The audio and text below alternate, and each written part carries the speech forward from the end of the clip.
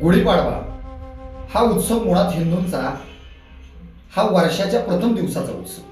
महाराष्ट्रामध्ये गुढीपाडवा म्हणून होतो, आंध्रामध्ये, गोव्यामध्ये, कर्नाटकामध्ये हा युधिन नावाने साजरा होतो. जसं आमच्याकडे कारवाच्या उडत होत नाही, तो फक्त गुजरातमध्ये होतो.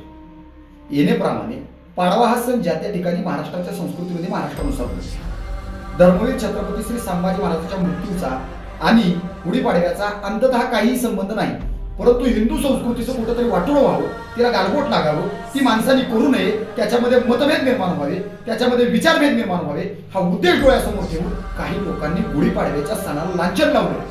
प्रत्यक्षात धर्मवीर छत्रपती संभाजीराजांनी जो धर्म जिवंत राहावा, जी संस्कृती जिवंत राहावी म्हणून स्वतःच्या देहाचं बलिदान दिलं. मग आपण ठरवलं पाहिजे, आपण आपली संस्कृती जपायची का कुणाचं तरी ऐकायचं आणि कुणाचं तरी स्वतःचा विचार न करता ऐकून आपल्या संस्कृतीचं वाटोळं करायचं. शेवटी आपण आपल्या विचाराचे मालक.